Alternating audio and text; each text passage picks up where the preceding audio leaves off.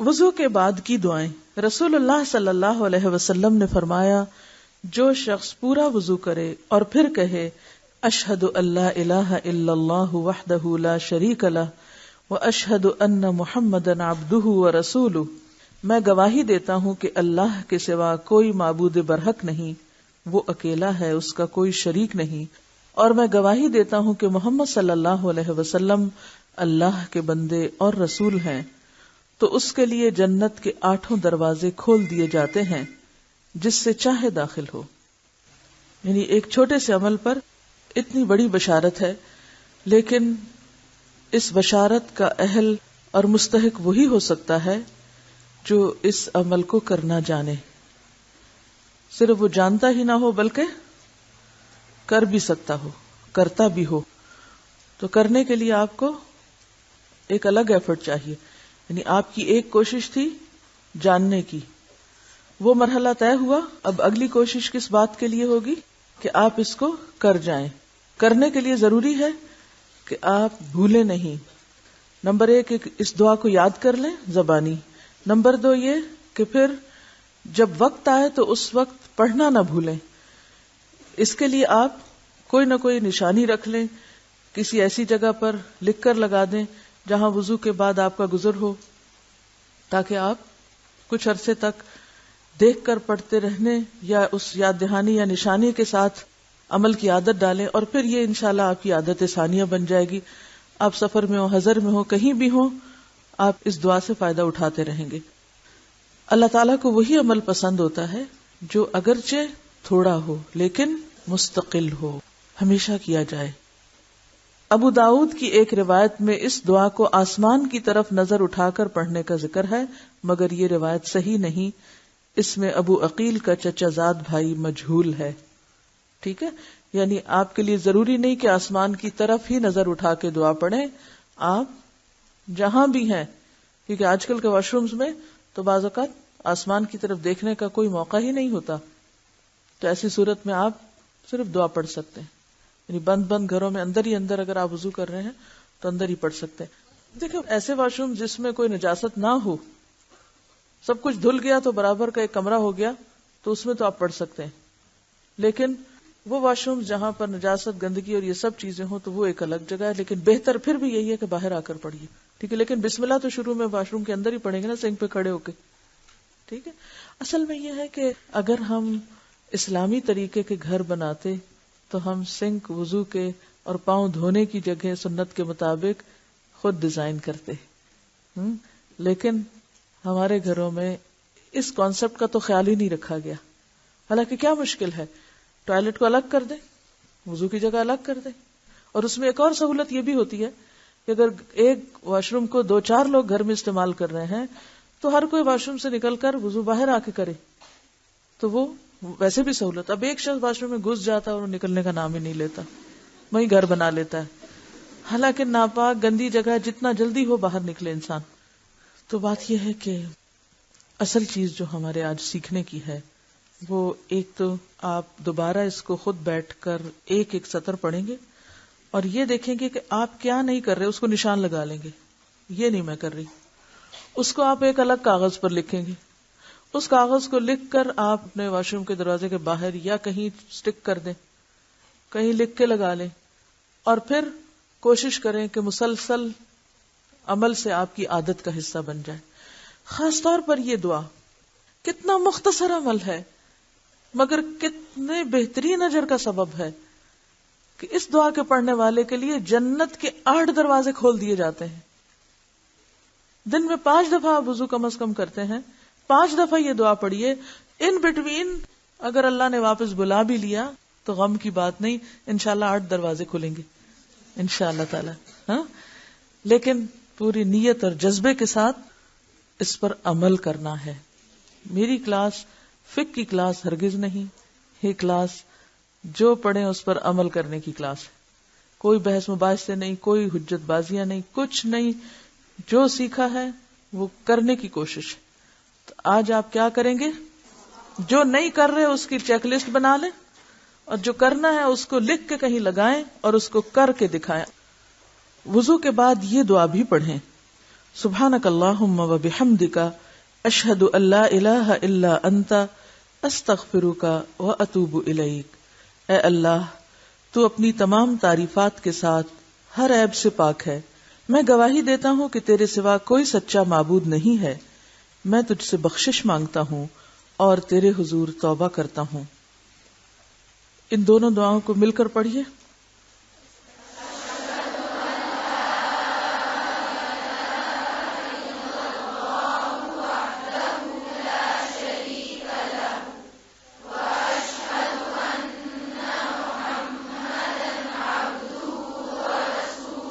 تو گویا وضو کے بعد آپ اسی طرح پڑھیں گے، ایسے ہی لمبا لمبا جیسے پڑھیں گے ویسے پڑھیے۔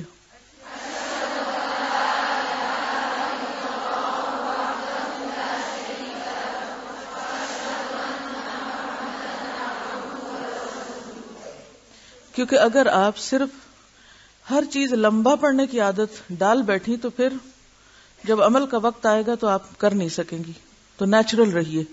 دوسری دعا پڑھیے۔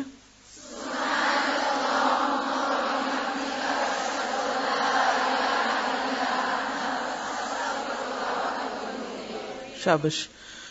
کچھ اور دعائیں بھی ہیں، اللہم اجعلنی من التوابین واجعلنی من المتطہرین، اور ایک اور بہت خوبصورت دعا ہے، اللہم اغفر لی ذنبی ووسع لی فی داری وبارک لی فی رزقی۔ کتنی خوبصورت دعا ہے۔ اور جتنی دیر میں آپ اپنے بازو نیچے کرتے ہیں اور اپنا دوپٹہ ٹھیک کرتے ہیں اور آپ جائے نماز بچھاتے ہیں، اتنی دیر میں ساری دعائیں ہو جاتی ہیں۔ اس کے لیے ضروری نہیں کہ آپ وہاں سے نکل کے پھر 5 منٹ کھڑے ہو جائیں۔ وضو کی خود ساختہ دعائیں۔ رسول اللہ صلی اللہ علیہ وسلم کی سنت سے وضو کے شروع میں بسم اللہ اور بعد میں شہادتین کا پڑھنا ثابت ہے۔ شہادتین کیا ہے؟ یہی دعا نمبر 1، اشہد ان لا الہ الا اللہ اور اشہد ان محمدن عبدہ ورسول۔ شہادتین تسنیہ کسی گئی نہیں، 2 شہادتیں، 2 گواہیاں، اللہ کی وحدانیت کی اور نبی صلی اللہ علیہ وسلم کی رسالت کی۔ لیکن بعض لوگ وضو میں ہر عضو دھوتے وقت ایک ایک دعا پڑھتے ہیں، اور وہ دعائیں مروجہ کتب نماز میں پائی جاتی ہیں۔ واضح ہو کہ یہ دعائیں سنت پاک اور صحابہ کرام کے عمل سے ثابت نہیں ہیں۔ اللہ تعالیٰ نے جب اپنے رسول صلی اللہ علیہ وسلم پر دین مکمل کر دیا تو پھر دینی اور شرعی امور میں کمی بیشی کرنا کسی امتی کے لیے ہرگز جائز نہیں۔ امام نووی رحمۃ اللہ علیہ فرماتے ہیں، ہر عضو کے لیے مخصوص اذکار کے بارے میں رسول اللہ صلی اللہ علیہ وسلم سے کوئی چیز ثابت نہیں۔ تو اس سے کیا پتہ چلتا ہے کہ پھر ایسی چیزوں کی پابندی لازم نہیں۔ اگر کوئی کرتا ہے تو وہ اس کا ذاتی عمل ہے، لیکن کتابوں میں لکھ کے اس کو چھاپ کے دوسروں کو اس کا پابند کرنا اور مشقت میں ڈالنا، یہ زیادتی کی بات ہے۔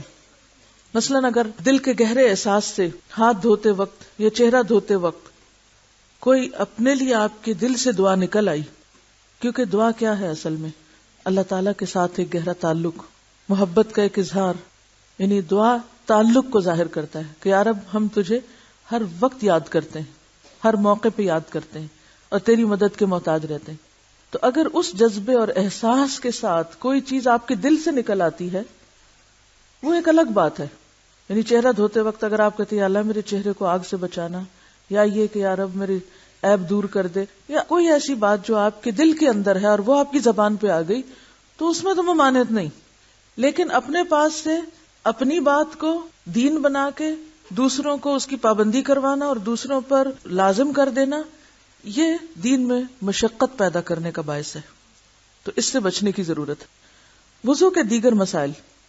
وضو کے اعضاء کا 2 بار اور 1 بار دھونا بھی آیا ہے، یعنی پیچھے تو ہم نے 3 بار کا پڑھا، لیکن بعض روایات میں 2 دفعہ دھونے کا ذکر بھی ملتا ہے اور حتیٰ کہ 1 بار کا بھی۔ نبی صلی اللہ علیہ وسلم اور صحابہ کرام رضی اللہ عنہم کا اکثر عمل 3 بار دھونے پر رہا ہے۔ ابن حزم رحمۃ اللہ علیہ فرماتے ہیں کہ سب علماء کا اتفاق ہے کہ اعضاء کا 1 بار دھونا بھی کافی ہے۔ اب اس میں کنٹرڈکشن نہیں، تضاد نہیں، وسعت ہے۔ کیا زیادہ تر روایات کس کے بارے میں ہے، یا زیادہ عمل کیا ہے؟ 3 بار دھونے کا، لیکن 2 بار اور 1 بار کا بھی ثبوت ملتا ہے، جس کا مطلب یہ ہے کہ اگر کوئی 1 بار دھوئے تو بھی کافی ہے، اور اگر کوئی 3 دفعہ تک جاتا ہے تو بہت اچھا ہے، افضل ہے. ایک ہے کفایت کا درجہ کہ کافی ہے، 1 دفعہ دھونا کافی ہے، ہو گیا وضو. اور ایک ہے فضیلت کا درجہ کہ 3 بار آپ دھوئیں. لیکن اگر آپ 3 سے آگے بڑھتے ہیں تو یہ کس میں آتا ہے؟ زیادتی میں آتا ہے. جیسے حدیث میں آتا ہے کہ فقد اساء وظلم، اس نے برا کیا، ظلم کیا. کہ کوئی کہے صحابہ تو 3 دفعہ دھوتے تھے، میں ان سے بھی نیک بنتا اور 4 بار دھو رہا ہوں یا 5 بار دھو رہا ہوں، تو یہ درست نہیں. ہاں کوئی صابن لگ جائے ضرورتاً، اگر آپ کو 3 سے زیادہ دفعہ دھونا پڑ گیا، مثلا کوئی داغ لگا ہوا تھا یا کوئی صابن اتر نہیں رہا یا آنکھوں میں صابن چلا گیا اور آپ کو 1 چھینٹا اور ڈالنے کی ضرورت ہے، تو اب آپ کہیں نہیں وہ تو زیادتی ہو گئی، اب مجھے اسی طرح ہی رہنا ہے، تو یہ زیادتی ہے. پھر یہ ایک دوسری انتہا ہے. لیکن آپ کے ذہن میں یہ ہو کہ اصل وضو بس 3 دفعہ تک ہے. بعض لوگوں کو وہم کی بیماری ہوتی ہے، وہ کئی بار دھوتے چلے جاتے ہیں. نہیں، آپ کو تیسرے درجے پر آ کر سٹاپ کرنا ہے، روک دینا اپنے آپ کو، اس سے آگے نہیں بڑھنا. لا تقدموا بین یدی اللہ ورسولہ، اللہ اور اس کے رسول کے آگے مت بڑھو. جو انہوں نے مقرر کر دیا اسی تک رہو، اور اس سے کم کی رخصت ہے، تمہیں اجازت ہے. اس کو کنٹرڈکشن نہ کہا جائے کہ کبھی تو کہا گیا 1 بار دو اور کبھی کہا گیا 3 بار دو. تو یہ جواز کے مختلف پہلو ہیں. اس سے پتہ چلتا ہے کہ ہمارے دین میں وسعت ہے. ایک اعرابی نے رسول اللہ صلی اللہ علیہ وسلم کی خدمت میں حاضر ہو کر وضو کی کیفیت دریافت کی. ایک دیہاتی تھا، آیا، پوچھا وضو کیسے ہوتا ہے. تو آپ نے اسے اعضاء کا 3 بار دھونا سکھایا اور فرمایا اس طرح کامل وضو ہے. پھر جو شخص اس 3 بار دھونے پر زیادہ کرے پس تحقیق اس نے برا کیا، اساء، اور زیادتی کی، یعنی حد سے بڑھ گیا، اور رسول اللہ صلی اللہ علیہ وسلم کی مخالفت کر کے اپنی جان پر ظلم کیا. تو دین جیسا ہے اس کو ویسا ہی رہنے دیں، اس کو بوجھل نہ بنائیں، اپنے لیے مشکل نہ بنائیں. مسنون وضو سے گناہوں کی بخشش. رسول اللہ صلی اللہ علیہ وسلم نے فرمایا جس وقت بندہ مومن وضو شروع کرتا ہے پھر کلی کرتا ہے تو اس کے منہ کے گناہ جھڑ جاتے ہیں، نکل جاتے ہیں. پھر جس وقت ناک جھاڑتا ہے اس کے ناک کے گناہ نکل جاتے ہیں. پھر جس وقت چہرہ دھوتا ہے اس کے چہرے کے گناہ نکل جاتے ہیں، یہاں تک کہ اس کی آنکھوں کی پلکوں کے نیچے سے بھی گناہ نکل جاتے ہیں. چہرہ دھوتے وقت گناہ داڑھی کے کناروں سے بھی گرتے ہیں، اور جس وقت وہ ہاتھ دھوتا ہے تو اس کے دونوں ہاتھوں سے گناہ نکل جاتے ہیں، یہاں تک کہ وہ دونوں ہاتھوں کے ناخنوں کے نیچے سے بھی نکل جاتے ہیں. پھر جس وقت مسح کرتا ہے تو اس کے سر سے گناہ نکل جاتے ہیں، یہاں تک کہ دونوں کانوں سے بھی نکل جاتے ہیں. پھر جس وقت پاؤں دھوتا ہے تو اس کے دونوں پاؤں سے گناہ نکل جاتے ہیں، یہاں تک کہ دونوں پاؤں کے ناخنوں کے نیچے سے بھی نکل جاتے ہیں. پھر جب اس نے نماز پڑھی، اللہ کی تعریف، ثنا اور بزرگی بیان کی اور اپنا دل اللہ کی یاد کے لیے فارغ کیا، تو وہ گناہوں سے اس طرح پاک ہو کر لوٹتا ہے جیسے وہ اس دن پاک تھا جب اسے اس کی ماں نے جنا تھا. اب اس میں 2 کام ہے کرنے کے. ایک تو یہ حدیث ان سب کو سنائیں جنہیں وضو مشکل لگتا ہے، جو وضو میں سستی کرتے ہیں. عموماً بچوں کو، بچے کیا بڑے بھی، وضو ان پہ بہت بھاری ہوتا ہے. حالانکہ وضو پہلا درجہ ہے، اگر وضو ہو جائے تو نماز پر مشکل نہیں رہتی. آپ نے دیکھا کہ جب آپ کو وضو ہوتا ہے تو آپ کو نماز آسان لگتی، لیکن اگر وضو بھی کرنا ہو، نماز پڑھنا ہو، تو پھر نماز بھی بھاری لگنے لگتی. تو اگر کسی کو یہ یاد رہ جائے کہ اس طرح میرے گناہ دھلتے ہیں، صرف ظاہری طور پر میل ہی نہیں اتر رہی بلکہ اندر کی روح کی دھلائی بھی ہو رہی ہے، باطن کی طہارت بھی ساتھ ہی ہو رہی ہے، گناہ بھی دھل رہے ہیں، تو اس سے یہ عمل اور زیادہ دلچسپ بن جاتا ہے، آسان ہو جاتا ہے، خوشی کا باعث ہوتا ہے. مثلاً آپ اپنے واش روم کے دروازے کے باہر ایک جملہ لکھ کے لگا سکتے اپنے لیے کہ میں اپنے گناہ دھونے جا رہی ہوں. تو ہو سکتا ہے کہ جب اس پر آپ کی نظر پڑے تو آپ وضو کرتے وقت ایک خاص احساس کے ساتھ وضو کریں اور اس میں آپ کو خوشی نصیب ہو. یعنی کام تو ہمیں کرنا ہی ہے، مصیبت کے مارے بھی کرنا ہے، بیزاری سے بھی کرنا ہے اور خوشی سے بھی کرنا ہے. تو کیوں نہ اللہ کی عبادت میں خوشی ہو. اب دیکھیے کہ ہمارے جتنے بھی نیک عمل ہیں وہ دراصل کیا ہے؟ ایک خوبصورت تحفہ ہے اللہ تعالیٰ کے حضور. خواہ وضو ہے یا نماز ہے، یہ کیا ہے؟ ایک گفٹ ہے آپ کا. آپ ذکر کرتے ہیں، اللہ کو یاد کرتے ہیں، آپ وضو کرتے ہیں، آپ نماز پڑھتے ہیں، آپ صدقہ دیتے ہیں، یہ ساری چیزیں کیا ہیں؟ تحفہ. یا نہیں؟ کس کو دیتے ہیں کر کے؟ کس کے پاس بھیجتے ہیں؟ کس کے لیے کرتے ہیں؟ کیا کہتے ہیں؟ ایاک نعبد، صرف تیرے لیے کر رہے ہیں. ایسے ہی ہے نا، صرف تیرے لیے کر رہے ہیں، گویا تجھے کر کے دے رہے ہیں. تو تحفے کیسے ہونے چاہیے؟ کس جذبے سے دیے جانے چاہیے؟ کس شکل میں دیے جانے چاہیے؟ کوئی پتہ نہیں، کبھی دیا ہو تو پتا ہو. پسندیدہ شکل میں. مسنون عمل پسندیدہ عمل ہے نا، اس لیے اس وقت مسنون کی بجائے آپ پسندیدہ شکل بتائیے، پسندیدہ، خوبصورت، احسن اور دل کی خوشی کے ساتھ. لیکن جب آپ کسی کام کو بے روح طریقے سے کرتے ہیں تو وہ کیسا ہو جاتا ہے؟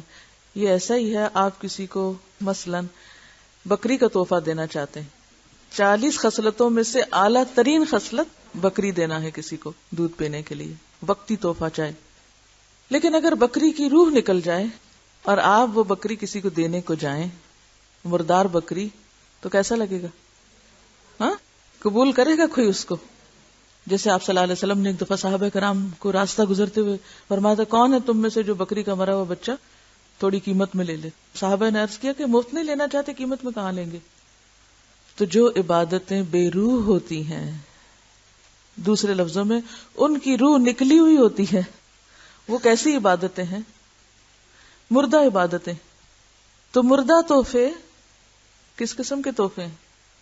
کر رہے ہیں اس لیے کہ حکم ملا ہے کرنے کا، اب فرض ادا کرنا ہے، اس لیے وضو کرنا ہے، اس لیے نماز پڑھنی ہے، نہ اللہ کی یاد اس میں، نہ خشوع اس میں. تو یہ بے روح عبادتیں بے روح لاشوں کی طرح ہیں جو ہم اللہ کے حضور پیش کرتے رہتے ہیں، اور پھر توقع کیا رکھتے ہیں کہ ہمیں اس پر کیا ملے؟ انعام. واہ، کسی کو آپ دیں ایسا تحفہ اور کہیں اس پر دے مجھ کو انعام. لیکن ہم سوچتے نہیں، غور نہیں کرتے. تو ہم جو بھی عمل کر رہے ہیں، چھوٹا کریں یا بڑا، اس کے پیچھے روح لائیں، اس میں محبت شامل کریں، اس میں ایک نیت شامل کریں، اس میں ایک جذبہ لائیں، تو انشاءاللہ دنیاوی اعتبار سے بھی وہ عمل کیسا ہو جائے گا؟ خوشگوار ہو جائے گا، آسان ہو جائے گا، اور اللہ کے ہاں قبولیت کے اعتبار سے بھی بہترین ہو جائے گا. ہو سکتا ہے یہ حدیث آپ کو پہلے بھی پتا ہو، بہت سی چیزیں آپ پہلے سے جانتی ہوں گی، اسی لیے آپ کے اس کورس کا مقصد محض معلومات میں اضافہ نہیں، معلومات میں اضافے کی پختگی، کیونکہ علم کے لیے پختگی بہت ضروری، پختگی، صحیح فہم اور اس پر صحیح عمل، اور پھر عمل کے اندر خوشبو، روح، جان، جذبہ، شوق، یہ ساری چیزیں لانا مقصود ہے. اور یہ ہو نہیں سکتی جب تک کہ انسان اپنے آپ کو بار بار اس کی یاد دہانی نہ کراتا رہے. بہرحال تو اب یہ ہے کہ آپ جب وضو کریں تو یہ سوچ کے کریں کہ میرے گناہ نکل رہے ہیں، جھڑ رہے ہیں، اس لیے دوڑ دوڑ کے کریں. ایک شخص نے رسول اللہ صلی اللہ علیہ وسلم سے پوچھا کہ آپ اپنی امت کو میدان حشر میں دوسری امتوں کے بے شمار لوگوں کے درمیان کس طرح پہچانیں گے؟ اتنی مخلوق ہوگی، شکلیں بھی ملتی جلتی ہوں گی، کیسے پہچانیں گے؟ آپ نے فرمایا، میرے امتی وضو کے اثر سے سفید نورانی چہرے اور سفید نورانی ہاتھ پاؤں والے ہوں گے، اس طرح ان کے سوا اور کوئی نہیں ہوگا. یعنی صرف میری امت کے لوگ ہی چمکیں گے. لیکن کون سے لوگ چمکیں گے؟ جو وضو کرنے والے. کئی لوگ ایسے بھی ہوتے ہیں نا جو حضور صلی اللہ علیہ وسلم سے بڑی محبت کرتے ہیں، بہت محبت کرتے ہیں، روتے بھی ہیں آپ کی محبت میں، نماز نہیں پڑھتے، عجیب محبت ان کی. میں نہیں کہتی محبت نہیں ہوگی، ہوگی، لیکن وہ محبت کیسی محبت جو آپ کو اطاعت نہیں سکھاتی، زبانی غلام بنا رہی ہے، عملی غلام نہیں بناتی. کیونکہ محمد کی غلامی کی باتیں تو بہت ہوتی ہیں، یہ کس قسم کی غلامی ہے جب اطاعت ہی نہیں آپ کی پیروی نہیں. ایسے لوگوں کو بتانا چاہیے، سمجھانا چاہیے کہ دیکھو تمہیں کیسا لگے گا جب تم آپ سے محبت کرتے ہوگے لیکن آپ تمہیں نہیں پہچانیں گے. نبی صلی اللہ علیہ وسلم تمہیں نہیں پہچانیں گے اگر تم نے وضو نہیں کیا. کیا تم نہیں چاہتے تم پہچانے؟ دنیا میں تو ہمیں اپنی پہچان کرانے کا کتنا شوق ہوتا ہے. تمہیں پتا میں کون ہوں؟ میں فلاں اور فلاں ہوں. قیامت کے دن اپنی پہچان نہیں کرائیں گے؟ کیا آپ نہیں چاہیں گے کہ نبی صلی اللہ علیہ وسلم آپ کو فوراً پہچان جائیں اور حوض کوثر سے پانی پلائیں؟ تو اس لیے وضو ہمیشہ شوق سے کیجیے اور پورا کیجیے. خشک ایڑیوں کو عذاب. حضرت عبداللہ بن عمر رضی اللہ عنہ سے روایت ہے کہ ہم رسول اللہ صلی اللہ علیہ وسلم کے ساتھ مکے سے مدینے کی طرف لوٹے. راستے میں ہمیں پانی ملا. ہم میں سے ایک جماعت نے نماز عصر کے لیے جلد بازی میں وضو کیا. پیچھے سے ہم بھی پہنچ گئے. دیکھا کہ ان کی ایڑیاں خشک تھیں، ان کو پانی نہیں پہنچا تھا. رسول اللہ صلی اللہ علیہ وسلم نے فرمایا خشک ایڑیوں کے لیے آگ سے خرابی ہے، پس وضو پورا کیا کرو. یعنی جو وضو کے فرائض ہیں ان میں سے کچھ حصہ بھی خشک نہ رہے. اس حدیث سے معلوم ہوا کہ وضو بڑی احتیاط سے سنوار کر اور پورا کرنا چاہیے. اعضاء کو خوب اچھی طرح اور 3 بار دھونا چاہیے تاکہ ذرہ برابر جگہ بھی خشک نہ رہے. ایک شخص نے وضو کیا اور اپنے قدم پر ناخن کے برابر خشک جگہ چھوڑ دی. نبی صلی اللہ علیہ وسلم نے اسے دیکھ کر فرمایا واپس جا اور اچھی طرح وضو کر، کیونکہ وضو نماز کی تیاری ہے. اگر وضو ناقص ہے تو نماز کامل ہو نہیں سکتی، نماز تو ادا ہی نہیں ہوگی. آپ اقیم الصلاۃ پر عمل کر ہی نہیں سکتے.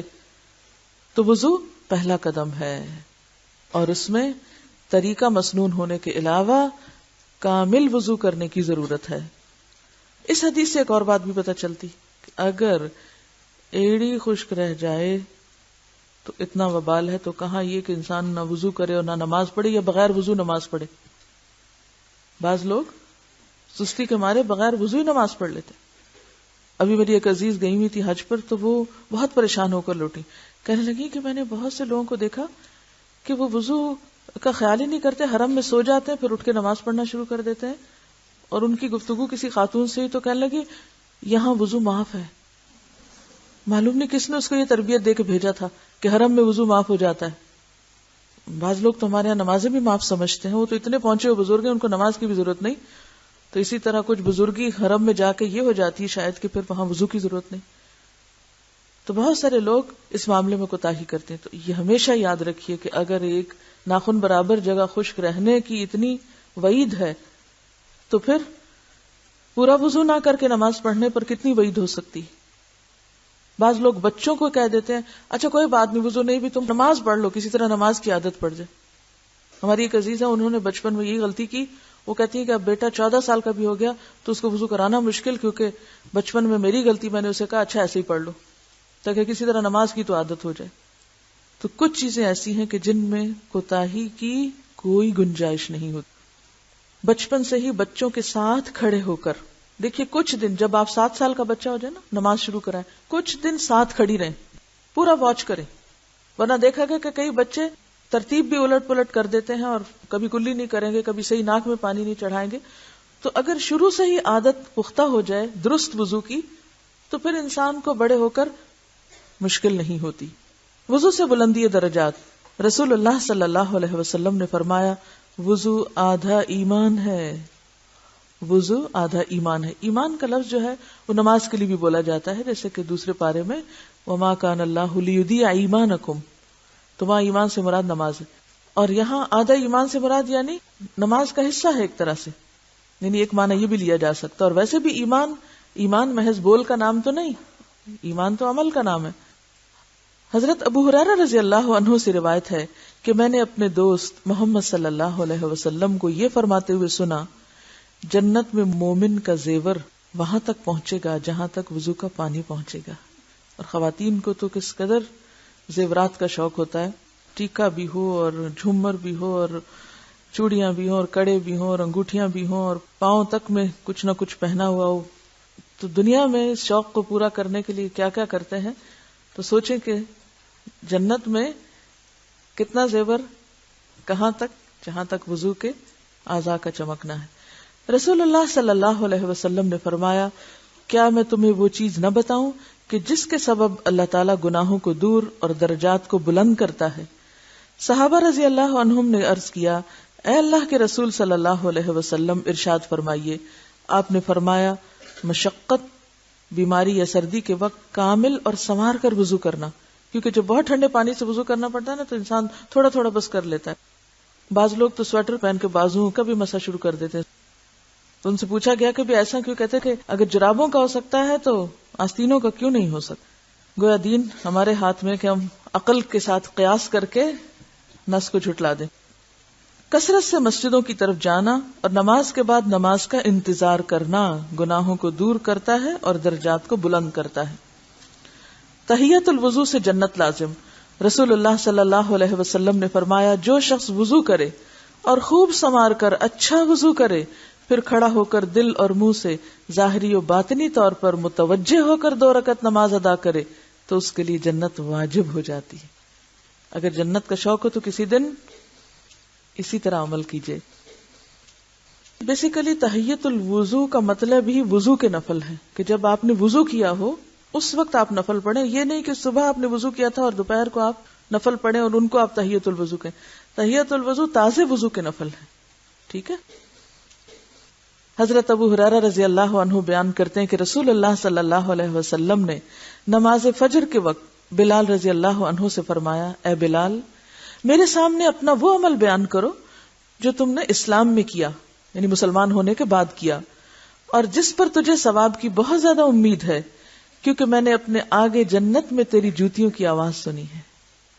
بلال رضی اللہ عنہ نے عرض کیا میرے نزدیک جس عمل پر مجھے ثواب کی بہت زیادہ امید ہے وہ یہ ہے کہ میں نے رات یا دن میں جب بھی وضو کیا تو اس وضو کے ساتھ جس قدر نفل نماز میرے مقدر میں تھی ضرور پڑھی، یعنی نوافل کی کثرت، اور جتنی اللہ کو منظور اتنی پڑھ لیتا ہوں. اس میں پتہ کیا بات ہے، وہ یہ بتانے کے ساتھ بھی نہیں بتانا چاہتے تھے کہ وہ کیا کیا کرتے ہیں.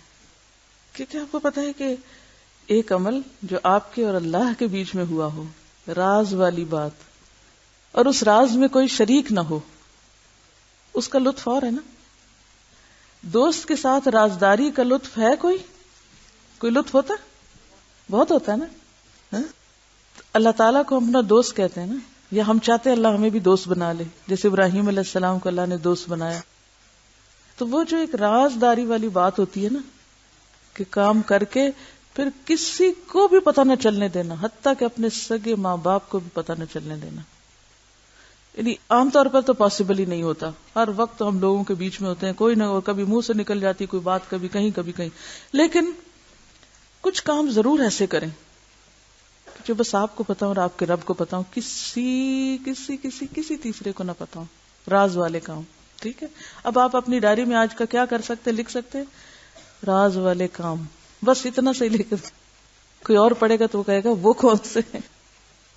اچھا راز والے کام. اچھا راز والے کام ہو گئے. کیونکہ ہوتا پتہ کیا ہے، جو ہی ہم کوئی اچھا سا کام کر لیتے ہیں نا شیطان ہمارے پیچھے لگ جاتا ہے. وہ پہلے ہمیں اس درجے پہ لاتا ہے اچھا کسی کو بتا دو، منہ سے نکلواتا ہے، اب نکال بیٹھتے ہیں. اب چونکہ ہم ایکسپوز ہو گئے اب اس کے لیے حملہ آسان ہو گیا. اب اس کے ساتھ ہماری نیت خراب کرتا ہے کہ تعریف ہونی چاہیے، اب تمہاری تعریف کی طلب ہوتی. اچھا تعریف کسی نے کی نہیں، پھر ہم تھوڑے سے اندر ہی اندر گھٹنے لگتے ہیں. شاباش ہی نہیں ملی، میں نے تو سارا لان صاف کر دیا، کسی نے مجھے شاباش ہی نہیں دی، پتہ ہی نہیں چلا کسی کو میں نے کیا کیا. کیا فائدہ، کوئی ضرورت نہیں. ہمارا دماغ خراب نہیں کہ روز ایسے کام کیا کریں. کوئی راہ جاتے ٹشو اٹھا لیا، کسی نے دیکھا ہی نہیں میں ٹشو اٹھایا، کسی نے شاباش ہی نہیں دی. تو یہ جو بات ہے نا راز والے کام، اللہ تعالیٰ بس آپ دیکھ رہے ہیں نا، اور میں یہ آپ کے لیے کام کر رہی ہوں، میں نے بتانا بھی کسی کو نہیں کہ میں نے کیا. یہ آپ کو ایسی خوشی دے گا اگر آپ اس میں کامیاب ہو جائیں، ایسی ایمان کی لذت اور حلاوت نصیب ہوگی. کیونکہ دا مومنٹ آپ ڈھکن اٹھاتے ہیں تو گرد پڑنے لگتی، مکھی آ جاتی ہے، اور وہ چیز اتنی صاف نہیں رہتی. بالکل ایسے ہی جیسے ایک چیز پوری طرح ریپ کی ہوئی ہے اور محفوظ ہے، اور ایک چیز کھلی ہوئی ہے. تو کھلی ہوئی چیز بہرحال خطرے میں ہے. کھلا ہوا عمل اگرچہ اس کا ایک فائدہ ہے کہ کوئی اور دیکھ کے بھی ہمیں کر لے، لیکن ہمارے دل میں نہ ہو اور نہ ہمیں پتا چلنے کی خواہش ہو کہ کسی کو پتا چلا. جب آپ کے کسی عمل سے لوگوں کو فائدہ پہنچتا ہے اور لوگوں کو یہ پتہ ہی نہیں ہوتا کیا کس نے، تو پھر آپ کے اور رب کا معاملہ ہوتا ہے نا، وہ اتنی خوشی سی اندر آنے لگتی ہے کہ الحمدللہ اللہ نے مجھے توفیق دی اور مجھ سے یہ کام لے لیا، اور پھر اس پر بھی شکر اللہ کا. ٹھیک ہے. دیکھیں جتنا جتنا انسان اونچا جاتا ہے نا اتنا ہی مصیبت میں پڑتا جاتا ہے. دیکھیں آپ طالب علم میں بڑے امن میں ہیں، میں یہاں ہوں میں بڑے خطرے میں ہوں، بہت سخت خطرے میں ہوں میں یہاں بیٹھ کے. کیوں؟ جب یہاں کوئی بندہ بیٹھ جاتا ہے نا تو اس کی سخت آزمائش شروع ہو جاتی ہے. اس کے دل میں کیا آتا ہے، کیا طلب پیدا ہوتی ہے، اب یہ ذرا میری تعریف کریں، یہ میرا ادب کریں، یہ میرا شکریہ ادا کریں، یہ میری تعظیم کریں. اور اگر انہوں نے کی نہیں، اس طالب علم نے تو کبھی مجھے مسکرا کے بھی نہیں دیکھا. اب اس کے لیے دل میں بغض رکھنا شروع کر دیا، اس کو اپنے سے الگ کرنا شروع کر دینے، نہیں بس چھوڑو اس کو. ایسی کیفیات پر قابو پانا بہت سخت امتحان ہوتا ہے انسان کا، کہ انسان دینے کے بعد اتنا بے نیاز ہو جائے کہ نہ شکریہ مانگے، نہ تعریف مانگے، نہ عزت مانگے، نہ قدردانی مانگے، نہ شاباش مانگے، اور پھر جو لوگ بالکل ہی بے نیاز ہوں ان سے الٹا محبت بھی کرے، ان کو بھی عدل کی نگاہ سے دیکھے. جتنا ایک قدردان طالب علم کو دیکھے اتنا ہی ایک ناقدر طالب علم کو دیکھے. پھر تربیت ہوتی، پھر دین آگے بڑھتا. لیکن آپ دیکھیں نا، میں اس وقت آپ سے ذرا اونچی جگہ پہ بیٹھی ہوئی ہوں کہ تاکہ آپ لوگوں سے میں کمیونیکیٹ کر سکوں، آپ کو دیکھ سکوں، آپ مجھے دیکھ سکیں، تاکہ ہم بہتر طور پہ سیکھ سکیں. لیکن اس کو اگر آپ ایک اور معنی میں لیں نا تو آپ دیکھیں کہ خدا نخواستہ کوئی فزیکلی بھی خطرے کی چیز ہو، کوئی چیز آ کے لگے باہر سے مثلاً، تو آپ تو بیٹھے ہیں نا نیچے، اور نیچے ہی سر کر لیں گے. میں بیٹھی ہوں یہاں، میں تو سب سے زیادہ خطرے میں ہوں. تو اسی مثال سے آپ سمجھ سکتے ہیں کہ آپ ہجوم میں بیٹھے ہوئے نا، اچھے سے اچھے کام کر رہے ہیں، کوئی آپ نوٹس میں نہیں ہے، امن میں ہیں، یہ خطرے کی جگہ ہے. اور بہت سے لوگ اس جگہ کی تمنا کرتے رہتے ہیں اور نہیں پتا کہ وہ کتنا بڑے امتحان کی جگہ ہے. ایک لفظ غلط نکل گیا منہ سے، ایک بات الٹی کر دی، کہاں تک بات جائے گی، ایک غلط بیانی کر دی.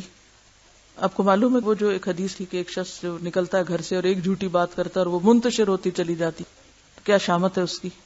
تو کتنی دفعہ سوچنا پڑتا ہے اور کتنی دفعہ انسان کو اپنا آپ جانچنا پڑتا ہے. تو ہم ایک کٹھن امتحان سے گزر رہے ہیں اس زندگی میں. تو جو نیکی کی توفیق ہو جائے اس پر شکر کیا کریں اور تھوڑا سا پڑھ بھی لیا کریں. ایک وضو سے کئی نمازیں. حضرت برادہ رضی اللہ عنہ سے روایت ہے کہ فتح مکہ کے دن رسول اللہ صلی اللہ علیہ وسلم نے کئی نمازیں ایک وضو سے پڑھی اور موضوع پر مسح بھی کیا.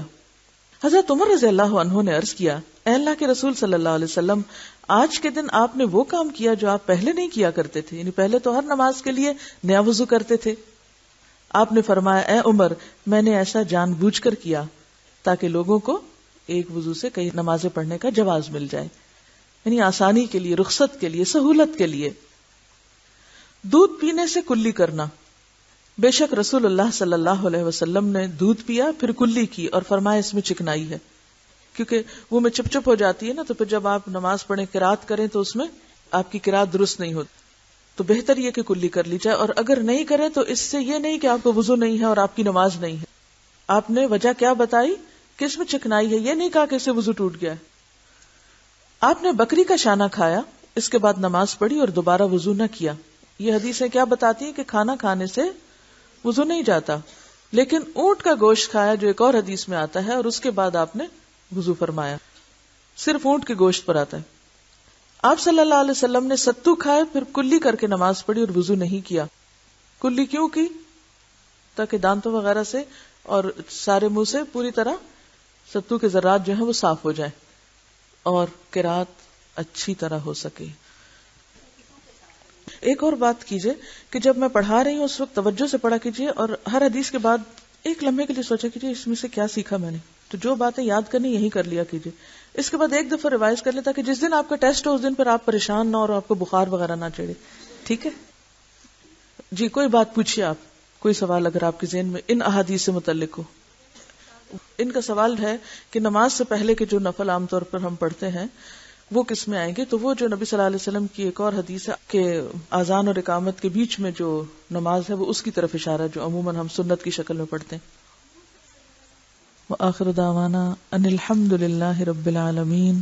سبحانک اللہم وبحمدک، نشہد ان لا الہ الا انت، نستغفرک ونتوب الیک.